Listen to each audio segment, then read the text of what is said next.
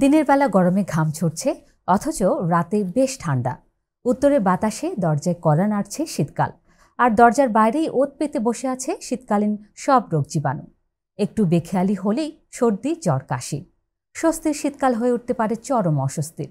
শীতে ফুসফুস ও শ্বাসযন্ত্রের নানা সমস্যা ও সুরক্ষার উপায় খুঁজতেই সাজানো হয়েছে হ্যালো ডক্টরের আজকের আয়োজন।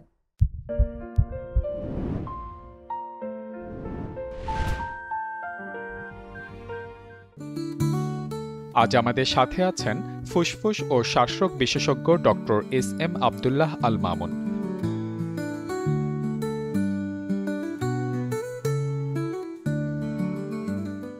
Doctor S M. Abdullah Al Mamun, Bangla news 24 hello doctor অনুষ্ঠানে আপনাকে স্বাগত জানাচ্ছি। ধন্যবাদ মৌসুমী, আপনাকে এবং আপনার মাধ্যমে বাংলা নিউজ 24-এর দর্শক শ্রোতাকে আমি আজকে অনুষ্ঠান দেখার জন্য সাদর আমন্ত্রণ জানাচ্ছি। ধন্যবাদ আপনাকে। ডক্টর মামুন, প্রথমে আপনার কাছে একটু জানতে চাই যে শীতকাল আসলে অনেকেরই একটা প্রিয় ঋতু, কিন্তু মুশকিলটা হচ্ছে শীত এলেই আমরা সর্দি, কাশি, জ্বরসহ নানা অসুখে ভুগি। এর আসলে কারণটা কি? শীত আসলে কি আসলে আমাদের রোগ প্রতিরোধ ক্ষমতা কি কমে যায়? ব্যাপারটা ঠিক না যে আমাদের রোগ প্রতিরোধ ক্ষমতা, আমাদের রোগ প্রতিরোধ ক্ষমতা আল্লাহ প্রদত্ত একটা ইমিউনিটি, যেটা আমাদের শরীরের সর্বক্ষণিক আছে। যাদের রোগ প্রতিরোধ ক্ষমতা কম, তারা সবসময় সব সিজনে সেটা তার প্রতিফলন আমরা দেখতে পাই। বাংলাদেশ কিন্তু একটা দেশ যেখানে নাতিশীতোষ্ণ দেশ, এখানে শীত খুব যে বেশি সময় ধরে থাকে তা না, এবং শীতের মাত্রাও যে খুব তীব্র হয় তা না। যারা অন্য দেশগুলো থাকেন, কানাডা, ইউএসএ বা ইউকে, তারা বোঝেন যে শীতের তীব্রতা কত বেশি।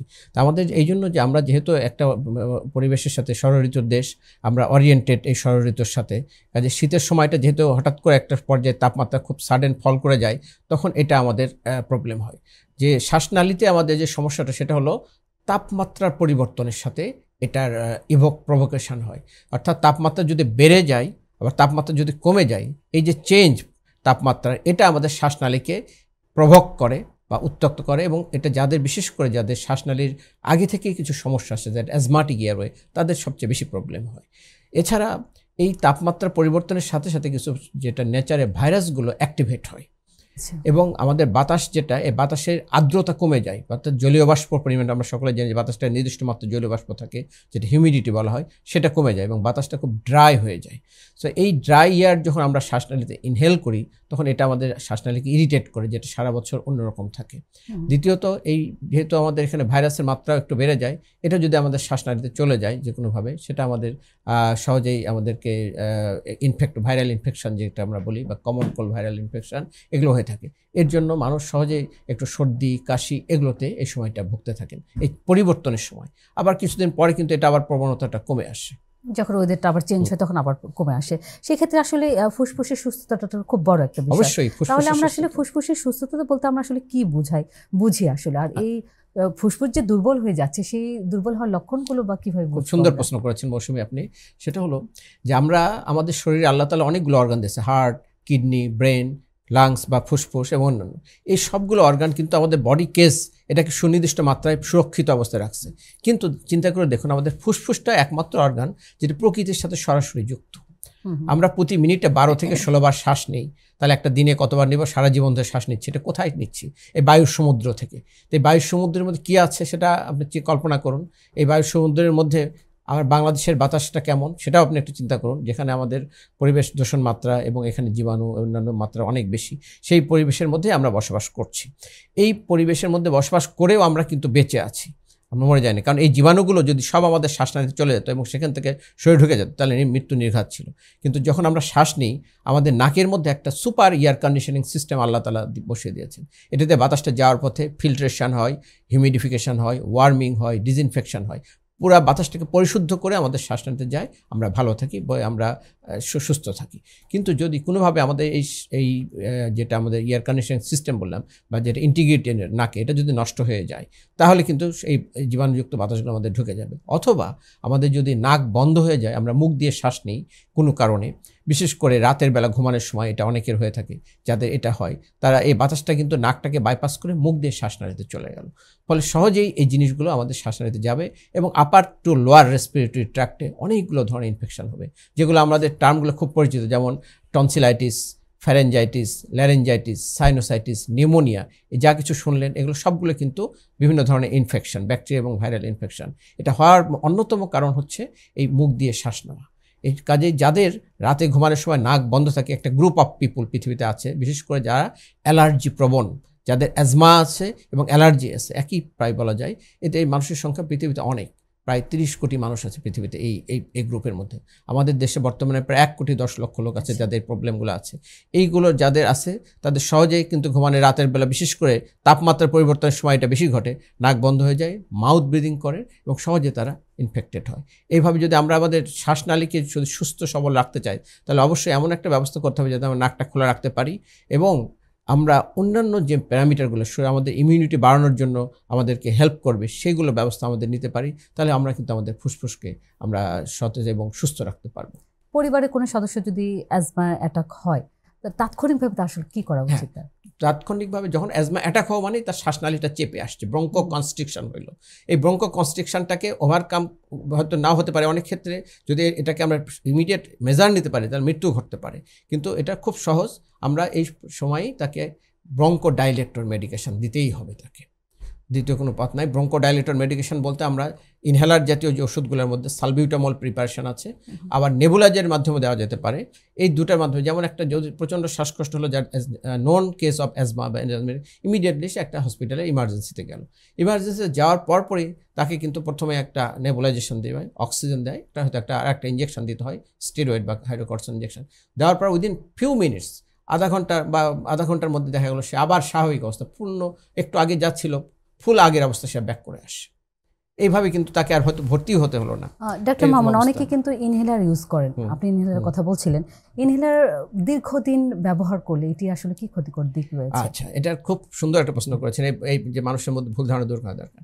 ইনহেলার যদি দীর্ঘদিন ব্যবহার করা হয় কোনো ক্ষতি হবে না। কারণটা কি, এই ইনহেলার যে ওষুধটা, এটাকে যদি আমরা ট্যাবলেট ফর্মে খাওয়াই, ক্যাপসুল ফর্মে দিতে পারি, সিরাপ ফর্মে দিতে পারি, সাপোজিটরি ফর্মে দিতে পারি, ইঞ্জেকশন ফর্মেও দিতে পারি, একই ওষুধকে, যেমন সালবিউটামল একটা প্রিপারেশন। এটা যখন মুখে খাওয়ানো হবে তখন এটা আমাদের পেটে খাদ্যনালীতে যাবে, তারপর শরীরের আমাদের 37 ট্রিলিয়ন সেল আছে, প্রত্যেকটা জায়গায় এটা ছড়িয়ে যাবে ওষুধটা। যাওয়ার ফলে আমার দরকার শুধু ফুসফুসে, ওখানে কাজ করবে, বাকিটা কিন্তু সাইড ইফেক্ট হবে অথবা এটা এক্সক্রিশন হবে, বের হয়ে যাবে। কিন্তু ইনহেলার তৈরি করা হয়েছে একমাত্র ইনহেলারই সেটা, যে আমরা সরাসরি ওষুধটাকে লোকালি শ্বাসনালীতে পৌঁছাতে পারি, শরীরের অন্য কোনো জায়গায় অন্য কোনো সেলে ওষুধ যাবেই না। So most beneficial, most harmless, সবচেয়ে উপকারী ওষুধ হচ্ছে কিন্তু ইনহেলার। এটার উল্টাটা ঠিক মানুষ মনে করে যে ইনহেলার ব্যবহার করলে বোধহয় সেটা মানে একটা অভ্যাস হয়ে যাবে, ক্ষতি করে যাবে, এখনই কেন করবো। টোটালি রং। সবার জন্য আমাদের মেসেজটা যে ইনহেলার সবচেয়ে নিরাপদ ঔষধ, তার সাথে একটা কিন্তু আছে। সে কিন্তুটা হলো আমাদের পরিসংখ্যানে যেটা মোর দেন 90% মানুষ ইনহেলার ব্যবহার করতে পারে না, সঠিকভাবে করতেই পারে না। এটা হলো অল অর নান লো বলতে বোঝায়। অল অর নান লো মানে হয় ওষুধগুলো পুরোটাই যাবে, না হলে কিছুই যায় না। এবং 90% মানুষের কোনো ওষুধই যায় না, সবচেয়ে জিবায় পড়ে থাকে, তালুতে পড়ে থাকে, মুখে পড়ে থাকে, এবং সে নিয়েই যাচ্ছে 25 বছর ধরে, একদিনও কেউ তাকে শোধরানোর কেউ নাই। বাট আমরা যখন দেখি, আমরা ধরেই নিই যে মানুষটা ইনহেলার ভুল করে নিচ্ছে, এবং একটা ইনহেলার সহ আমার রুমে আসতে হবে, আমি তাকে দেখাবো, প্রথমে আগে তার থেকে দেখতে যাবো আপনি এতদিন কীভাবে ইনহেলার ব্যবহার করতেন। টোটালি রং। তাকে যখন আমরা কারেক্ট করে দিই তখন বলে এমন তো আমাকে কেউ কখন শিখে না, এবং শিখে গেল। এমনভাবে নিতে হবে যে ওষুধটা মুখে পড়বে না, এটা একটা ব্রিথ ইফোর্টের মাধ্যমে আমাদের শ্বাসনালীতে নিতে হবে। তাহলে আমরা প্রথমে যেটা করি, breathe out, then inhalation, then breathe in. এভাবে একটা টেকনিকটা খুবই সুন্দর টেকনিক, এবং হাতে ধরার ক্যাপাসিটিটাও সিস্টেমটা একটা ইউনিক সিস্টেম। এটা প্রক্রিয়ার মাধ্যমে প্রতিটা পেশেন্টকে আমি আমার ব্যক্তিগত চেম্বারে শেখাই, এবং এটার মাধ্যমে যখন পশুটার শ্বাসনালীতে পৌঁছলো, ওই যে বললাম ব্রঙ্কিওল যেগুলো কনস্ট্রিক্ট হয়ে আসে সেই পেশেন্টের, ওখানে পৌঁছা মাত্র এটা ডাইলেট হয়ে যাবে। প্রথমে একবার সে ইনহেলার নিল, কিছু সময় পরে 5 মিনিট পরে আর একবার নিল, 5 মিনিট পরে 2বার 3বার 4বার নেওয়ার পরে টোটালি সে মানে একদম আগের অবস্থায় ফিরে আসবে। এটাই হচ্ছে বাস্তবতা অ্যাজমা পেশেন্টের ক্ষেত্রে যাদের সিভিয়ার অ্যাটাক হচ্ছে। কিন্তু সঠিকভাবে ইনহেলার নেওয়াটাকে তাকে রপ্ত করতে হবে, এক্সপার্ট হতে হবে, তাহলে আমরা এটাকে বলি ফ্রিডম অফ লাইফ। সে একটা ইনহেলার ক্যারি করবে, এটাকে বলে রিলিভার। ইনহেলার আবার 2 ধরনের, একটা হচ্ছে রিলিভার, একটা প্রিভেন্টার, যেটা সবসময় দিতে হয়, অনেক দিন ধরে দিতে হয়, সেটা হল প্রিভেন্টার, যেন আর না ওঠে, প্রিভেন্ট করতে পারে।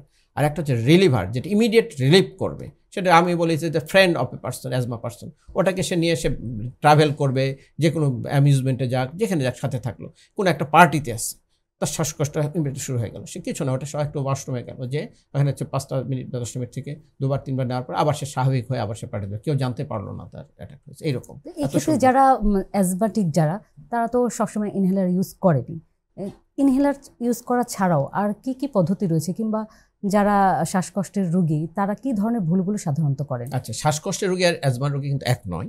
যে শ্বাসকষ্ট অনেকগুলো কারণ আছে, আরও অনেকগুলো। তার মধ্যে যদি শুধু অ্যাজমার কথা বলি, সে অ্যাজমার রোগীদের প্রথম যে সমস্যার মূল এক্সাজারেশনের কারণ হলো যে এজেন্টগুলো যেগুলো তার শ্বাসনালী কষ্টকে বাড়িয়ে দিবে, অ্যাগ্রাভেটিং ফ্যাক্টর, সেগুলোকে সে হয়তো জানে না, চেনে না, এবং সেগুলোকে সে অ্যাভয়েড করার ব্যবস্থা করেন না।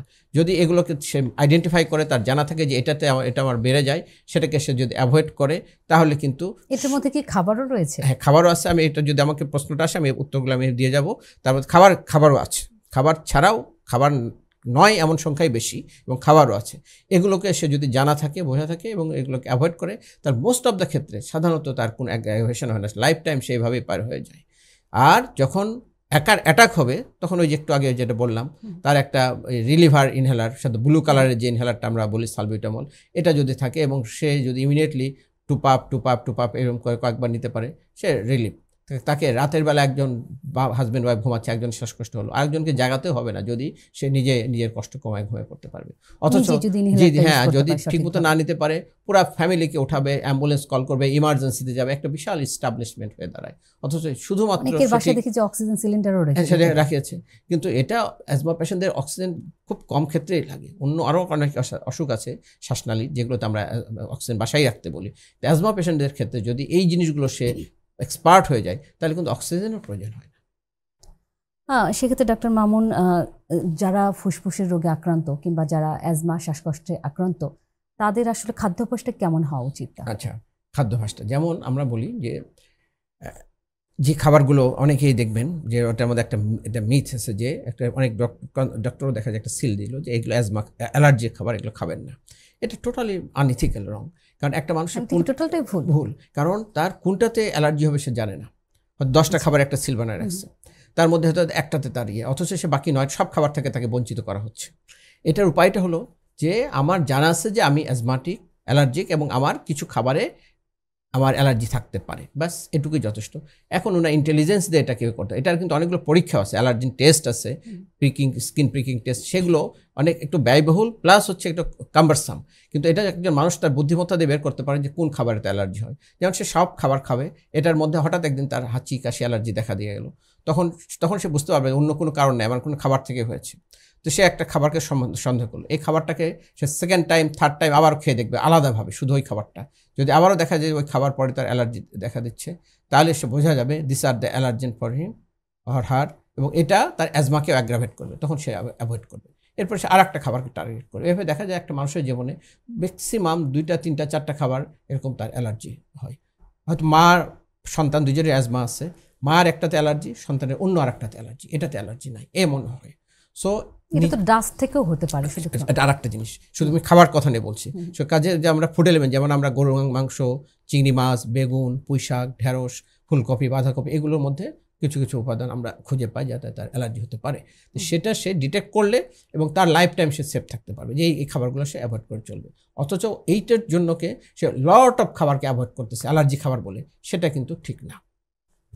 পাশাপাশি যে জিনিসগুলো খুব বেশি অ্যাজমাকে অ্যাগ্রাভেট করে, বাড়িয়ে দেয়, সেগুলোর পরিমাণ খুব বেশি না। খুব কমন 2টো জিনিস মোস্ট অফ দ্য ক্ষেত্রে অ্যালার্জি, একটা হচ্ছে মাইটস আর একটা হচ্ছে পোলেন। আমি একটু আগে যেটা বললাম, পোলেন মানে ফুলের পরাগরেণু, আর একটা হচ্ছে মাইটস।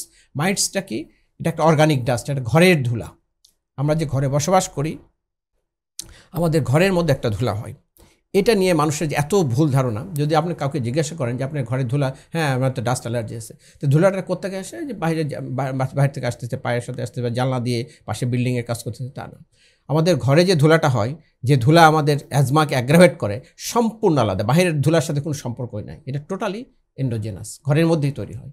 তাহলে ঘরের মধ্যে কোথা থেকে ধুলা তৈরি হবে, এটা একটু চিন্তা করো। যেমন ধরেন এক্সাম্পল বলি, এখানে আমরা 3 জন মানুষ আছি এই স্টুডিওটাতে। আপনি যদি কোথাও এমন কোনো জায়গা নেই যেখানে থেকে একটা অনুপরমাণু কোথাও খসতেছে, শার্প কিছুতে যদি আমি খোঁচাই বাড়ি দিই, তাহলে হয়তো ঝরবে, কিন্তু কোথাও থেকে কোনো অনুপরমাণু সারাদিনও খসবে না। বাট এই যে আমার চামড়া, আপনার চামড়া থেকে always cell is shedding out, এবং এটার পরিমাণ 1 million per day. Can you imagine? 10 lakh আপনার চামড়া থেকে সেল ঝরে যায়, আমার চামড়া থেকে ঝরে যায়। এটা আমরা চোখে দেখি না। 10 লক্ষ নিয়ার অ্যাবাউট আনুমানিক এই সেলগুলো ঝরে যায় এবং নতুন সেল জন্ম নেয়, যেটা আমাদের খাচ্ছি দাচ্ছি সেল ডিভিশন হচ্ছে, এটা কই যায়? এই সেলগুলো যদি না ঝরতো তাহলে এই চামড়া মোটা হয়ে বাড়তে বাড়তে আম গাছের বাকলের মতো পশুর চামড়ার মতো হয়ে যেত। এই যে এটা আমাদের নর্মাল নেচার, এই প্রতিদিন এই সেলগুলো ঝরে এবং নতুন সেল জন্ম নেয়, এবং এটা আমরা দেখি না। এটার পরিমাণ এমন, সারাদিন আমরা কাজ করতেছি, বিভিন্ন কাজে ব্যস্ত, বিভিন্ন জায়গায় পড়তেছি, রাতে যখন ঘুমাই কই থাকি আমরা? একটা বেডশিটের উপরে। সো এটা বিছানার চাদরগুলোতে এগুলো ডিপোজিট হয়। এর পরের দিন দৃশ্যটা কি? এটা হলে অসুবিধা কি? পরের দিন রুমের মধ্যে আমরা যখন কাজ চলে যাই, বাসার কেউ একজন বিছানাটা ঝাড়ে এবং ফ্লোর পরিষ্কার করে, এটা আমাদের ডেইলি রুটিন। বিছানাটা ঝাড়া হয় তো it distribute to the whole room, curtain ছাদে যায়, ওয়ালে যায়, ফ্লোরে পড়ে, যেটা ফ্লোরে পড়ে সেটা শুধু মুছে ফেলা হয়, ধুয়ে ফেলা হয়, আর যেটা পর্দা ছাদে ওয়ালে গেল সেটা কিন্তু লেগে থাকলো। 365 ডেজ এটা প্রতিদিন ঘুরতে থাকে। এই যে জিনিসটা জমতেছে, এটা আউট অফ নলেজ। প্রতিদিন এটাই হলো ঘরের ধুলা। এবং এটা যখন আমাদের এই ঘরটা যদি আপনার আমেরিকা, কানাডা বা ইংল্যান্ডে হতো তার অসুবিধা ছিল না, কারণ ওখানে ফ্যান বা এসি চলে না। আমাদের দেশে 11 মাসই ফ্যান বা এসি ঘুরে। যখন ফ্যান বা এসি ঘুরতেছে, আমি ঘুমাই আসি, এটা বাতাসের সাথে ঘুরতেছে। এই যে ডাস্টগুলো দেন গো টু আওয়ার নোজ। একই বিছানায় হাজব্যান্ড ওয়াইফ ঘুমাচ্ছে, একজনের নাক বন্ধ হচ্ছে, একজনের নাক বন্ধ হবে না। যার অ্যালার্জি আছে, যার ফ্যামিলি হিস্ট্রি আছে, তার নাকটা কিন্তু এটাতে বন্ধ হবে। সো আমাদের এই অ্যাজমা একভাবে করতে হলে এই ধুলাটাকে রুম থেকে দূর করতে হবে। তো ধুলাটা কোত্থেকে আসে আমি একটু আলাপ করে দিলাম। তাহলে আমাদের যা করতে হবে এখান থেকে। তাছাড়া অনেকে জিজ্ঞাসা করে বলেন তো এখন কোত্থেকে কী করবো, বলে যে হিউমিডিফায়ার ইউজ করবো বা ফিল্টার, কিচ্ছু না। আপনার কাজ হবে বেডশিট যেটাতে ঘুমালেন রাতে, এটা ডেইলি ঘরের বাইরে ছাড়া। Turn the bedsheet outside the room. পরের দিনে আপনি ইফেক্ট পাবেন না, গ্র্যাজুয়ালি একদিন আপনি এটা ইফেক্ট পেয়ে যাবেন। বিছানার চাদরটা ঘরের বাইরে ঝাড়বো। No carpet in the bedroom. জানলাগুলো দিনের বেলা 15-20 মিনিট খোলা রেখে হাই স্পিডে ফ্যান ছেড়ে দিয়ে রাখবো, যেন ভিতরে বাতাসটা বাইরে যায়। তাহলে দেখেন আমাদের যে ঘরের ধুলাটা, এটা কি কোথায় থেকে আসলো? এটা ডট কাম ফ্রম আউটসাইড, এবং ভিতর থেকেই বাইরে যাচ্ছে।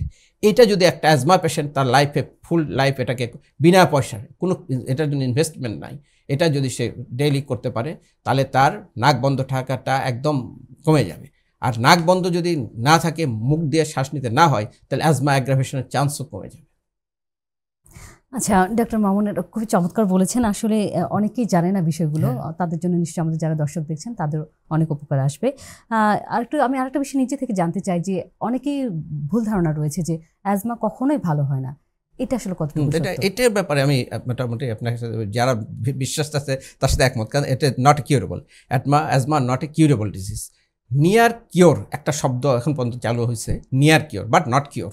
হ্যাঁ, কাজে অ্যাজমা নট এ কিউরেবল। কেন কিওর হবে? এটা তো আমার একটা স্ট্যাটাস। অ্যাজমা আমি বলি asthma is a part of life, asthma is a partner of life, asthma is an status of a person.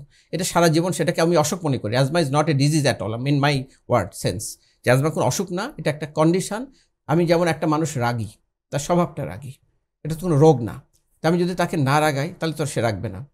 আর তারপরে যার রাগী মানুষটা, যেমন ধরেন আপনার স্টুডেন্ট লাইফে অনেক ফ্রেন্ড দেখবেন অনেক রাগী ছিল, হোস্টেলে থাকলো, আস্তে আস্তে সবার সাথে মিশতে মিশতে এক পর্যায়ে কিন্তু তার এটা কমে যায়, কিন্তু একটা পর্যায়ে তো সেই রকম ছিল। এইভাবেও তার ওই এক সময় তার এই হাইপার সেন্সিটাইজেশনটা কমে যাবে বিভিন্ন মাধ্যমে, ওষুধ প্রয়োগের মাধ্যমে, কিন্তু নট কিউরেবল। এই হাইপার রেসপন্সিভনেস এটা লাইফ টাইম থাকবে। কাজে এটাকে ম্যানেজ করে চলতে হবে, মেনটেন করে চলতে হবে, কিছুটা কমানো যাবে, কিন্তু নট কিউরেবল। আচ্ছা ডক্টর মামুন, আমরা অনুষ্ঠানে প্রায় শেষ পর্যায়ে চলে এসেছি। আসলে শীতকাল তো চলেই আসছে। শীতে আমরা দেখি যে বিশেষ করে যারা বয়স্ক রয়েছেন, যারা শিশু, তারা সবচেয়ে বেশি আক্রান্ত হয়। তো যারা ঝুঁকিপূর্ণ অবস্থায় রয়েছে তাদের জন্য কি পরামর্শ রয়েছে আপনার? আমাদের দেখুন আমাদের দেশে কিন্তু এই শীতের সময়টা আমাদের কি হয়, একটু সোশ্যাল অ্যাসপেক্টে চিন্তা করেন, আমরা বেশি সময় ঘরে থাকি। অন্য সময় সামারে, অন্যান্য সময় আমরা যেমন ঘরের বাইরে বেশি সময় কাটাই, শীতের সময় কিন্তু মানুষ বেশি ঘরে কাটায়, বিশেষ করে ছোটো বাচ্চা এবং যারা বৃদ্ধ, ইনারা আরও বেশি সময়, প্রায় 2/3 সময় তারা ঘরে কাটায়। এবং ঘরের যে একটু আগে যে বললাম, ঘরের মধ্যে যে প্রবলেমটা, ঘরের মাইটস এবং ধুলা, কাজে আমাদের ঘরগুলোকে একটু ইয়ারেট করতে হবে। এবং এই সময়টা বিশেষ করে শীতের সময় যেহেতু ঘরেই থাকতে হচ্ছে, এবং এখান থেকে যদি আমরা যারা বৃদ্ধ বা বাচ্চা তাদের একটা আলোর মধ্যে আমরা রাখতে পারি বেশি, এবং ঘরটাকে মানে ক্রস ভেন্টিলেশন করাতে পারি, এটা তাদের জন্য একটা ভালো হবে। প্লাস হচ্ছে যাদের ইনফেকশন বেশি হয়, বিশেষ করে ছোটো বাচ্চা এবং বয়স্ক মানুষ, তাদের জন্য কিন্তু ভ্যাকসিনেশন, যেটা influenza vaccine, seasonal influenza vaccine প্রতি বছর একটা দিতে হয়। আর যারা বিশেষ করে যারা 65 অ্যাবাভ, তাদের জন্য আমরা নিউমোনিয়া ভ্যাকসিন এটা ওয়ান্স ইন লাইফ পাওয়া যায়, 5 ইয়ার্সের জন্য পাওয়া যায়। এই ভ্যাকসিনগুলো যদি আমরা দিই তাহলে কিন্তু তাদের শরীর ইমিউনিটি বাড়বে, রোগ প্রতিরোধ ক্ষমতা বাড়বে। ভ্যাকসিনগুলো কি আমরা বয়স্ক এবং শিশুদের দুজনকেই ভ্যাকসিন না, এটা সবাই দিতে পারে, বাট যেটা ম্যান্ডেটরি করা হয়েছে 60 অ্যান্ড অ্যাবাভ মানুষদের জন্য, তারা মোর ভালনারেবল।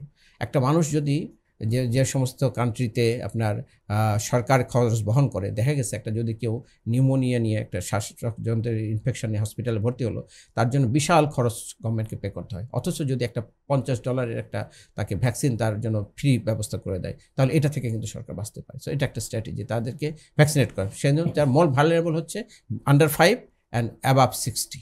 গতকালকে কিন্তু ছিল ওদের ওয়ার্ল্ড নিউমোনিয়া ডে। এখানে আমরা এটা নিয়ে বেশ অনেক আমরা আলোচনা করেছি যে 5-এর নিচে এবং 60-এর উপরে মানুষরা সবচেয়ে ভালনারেবল, কারণ এই অবস্থায় মানুষের ইমিউনিটিও কম থাকে এবং আনকেয়ার্ড থাকে বেশি এই বয়সটাতে, এবং তাদের ইনফেকশনও বেশি হয়। কাজে এই মানুষগুলোকে বেশিভাবে আমরা ইমিউনাইজেশনের আন্ডারে আনার চেষ্টা করি।